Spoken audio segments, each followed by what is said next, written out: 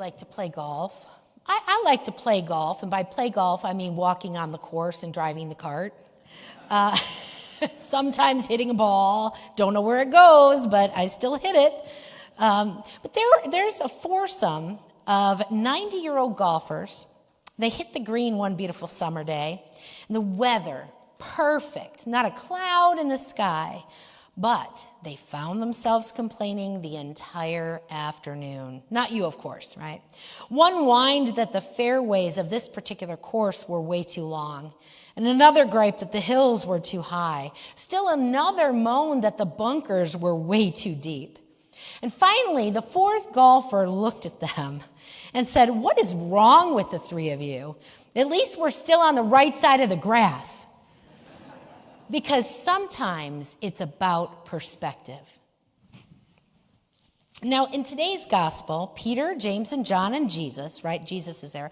But Peter, James, and John were all given a vision, a new way of seeing Jesus when he was transfigured or transformed or changed before them. Let's just, for the sake of the sermon title, call it a mountaintop perspective, right? Here are Jesus' followers on top of probably what is known as Mount Hermon, marveling at this sight before them, right? Gazing over the valley, they must have felt larger than life by the incredible view, as well as really small in the grand scheme of the nature before them. But can you imagine the look on their faces as they turn back to talk to Jesus, only to find him glowing in a brilliant white light? First of all, let me ask, has anything like that ever happened to you? No, right? How wild a story. But they see their teacher and friend and companion flanked by two of the greatest prophets ever, Moses and Elijah. Now, again, I want to explain. Moses was the leader in the past, right? Passover, all those kinds of things. And Elijah was also a prophet of the past, but he is supposed to come back again. And so what we have here is this understanding of past and future and Jesus in the center. Jesus bridging the gap in this moment of transfiguration. So surely they're thinking, this is not just an ordinary person. This must be God, God's self.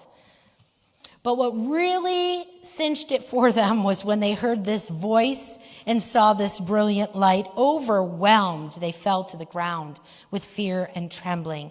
But Jesus touches them and tells them to get up.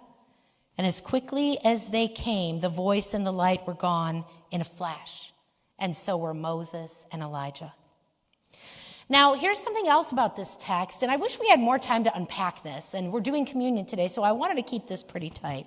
But I have always wondered in the Bible, when Jesus tells to his disciples in this case, but anyone for that matter, as they go back down the mountain, not to tell anyone about what they had just seen, until, in this case, after he had risen from the dead. Now, they didn't even know he was going to die at this point, but perhaps the author of the gospel presents this changed moment, this event of transfiguration, almost as preparation for the future, for the moment of the cross and the resurrection.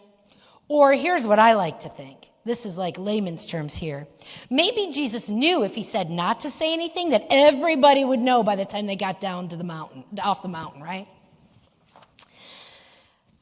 But let me share this. Sometimes it's not until much, much later in life that we come to see the purpose of the events of our lives and how they all fit together. And it's then, maybe then, that we realize how God works through these events to prepare us for something else in our own future. Now, this mountaintop perspective might help us when we face hardship or our own crosses to bear, just as we come to find out that Jesus felt and encountered and the disciples eventually faced as well. And maybe that mountaintop experience is there so that we can draw strength from the beauty and the wonder of that mountaintop view. Have any of you been to the Grand Canyon? If you have, raise your hand. Okay, this is good. This is a good thing. So you've been to the Grand Canyon. Now, have you been in the Grand Canyon? How many of you have been in? Carol, I knew you would be in the Grand Canyon. Anybody else been in the Grand Canyon? Okay, a couple people back here. Now, I've been in the Grand Canyon too. Have you ever peered over the edge of the canyon? So if you've been to the Grand Canyon, nothing too scary, right? There is a fence that holds you back and you're not like hanging off the edge. But now, another question. Have you ever flown over the Grand Canyon? Have you ever? Yeah, raise your hand if you've flown over. Now, I'm fortunate to have done all those things. And I will tell you that from each unique vantage point, right, I can appreciate the beauty of this natural wonder in a variety of ways. Because sometimes it is all about perspective.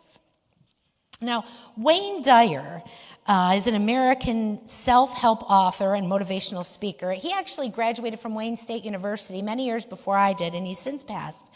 But he said this quote that always kind of challenges me. Change the way you look at things, and the things you look at change. Change the way you look at things, and the things you look at change, right?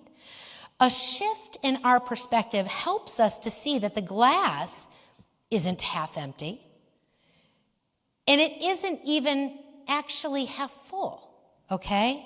As Christians, as followers of Jesus, our glass is always overflowing with God's love, grace, and forgiveness, but it's how we look at it.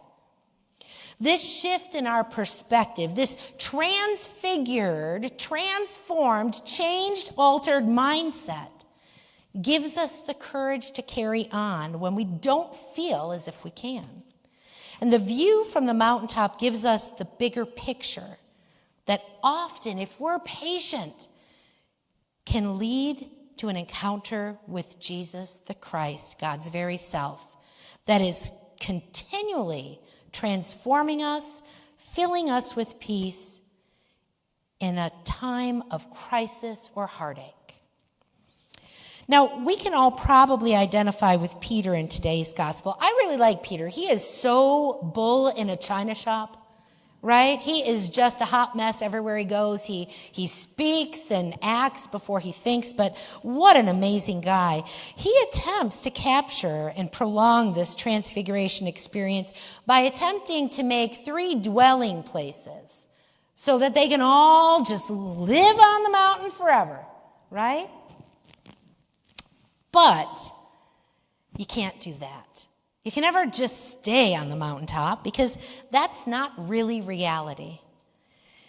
And just like Peter and James and John, we come to a point that we realize we can't live on that mountaintop forever either. The valleys, they call to us to come down and to live our lives with others in community. People we love, people we can't even stand, but people we are there to serve. Right? Just as Jesus did with Peter, James, and John. Jesus and his disciples, like Moses of old, descended to the valleys of life to serve and to give of themselves. And that mountaintop view had prepared them for loving service to others. And the same is true to us. I'm going to close with this little tidbit here. There was a man who went to his doctor and expressed the following concern. Doctor, I am really worried. Every time I drink a cup of coffee, I feel this stabbing pain in my eye. Do you think it's serious? To which the doctor replied, oh no, not at all. But my advice is next time, why don't you try taking the spoon out of your cup? Because sometimes it is all about perspective. Now, we may not have a spoon blinding us and causing us pain in our eyes, but chances are at times we see things from a certain way, a certain perspective that may very well prevent us from seeing more clearly. And so as we begin this journey into Lent, right, may our mountaintop views help us to see Jesus more clearly, so that we might follow his holy will in service to others.